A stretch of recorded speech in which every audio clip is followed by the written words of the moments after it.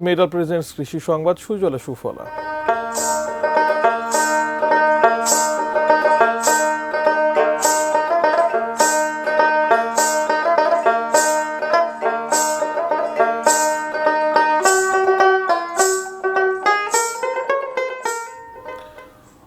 পঞ্চগড়ে জনপ্রিয় হচ্ছে অনাবাদি ও পতিত জমিতে সবজি চাষ। এতে কর্মসংস্থানের পাশাপাশি পুষ্টি নিরাপত্তাও নিশ্চিত হচ্ছে।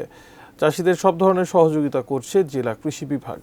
পঞ্চগড় প্রতিনিধি সিদ্ধার্থ কর্মকারের পাঠানো তথ্যচিত্রের ডেস্ক রিপোর্ট।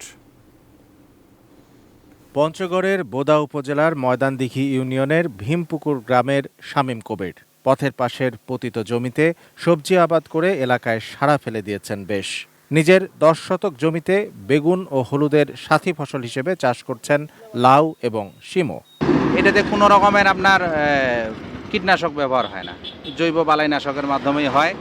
এইটা পুষ্টির দিক থেকেও সম্পূর্ণ অটুট থাকতেছে, কোনো রকমের কোনো রাসায়নিক থাকতেছে না।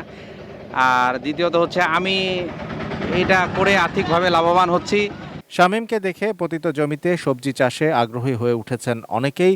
উৎপন্ন ফসল নিজেরা খাচ্ছেন, বিক্রি করে বাড়তি কিছু আয় হচ্ছে। রাস্তার পাশে যে এরকম ফাঁকা জমি আমরা ফালায় রাখি, সেগুলো যেন ফালায় রাখে আমরা যেমন পুষ্টিগত দিক দিয়ে আমার ফ্যামিলিকে আগায় নিয়ে যাইতে পারবো, ঠিক সেই সিম বা হলুদ বিক্রি করে আমি আর্থিকভাবে স্বাবলম্বী হতে পারবো। এখানে যে সবজির বাগানটা করেছে, সিম এবং লাউ আমরা দেখতে পাচ্ছি, এটা আসলে এত সুন্দর লাগে।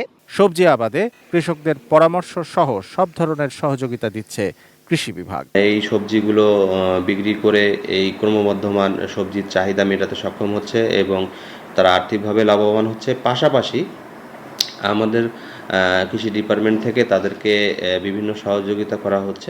Shamsul Arefin, desk report, ATN news.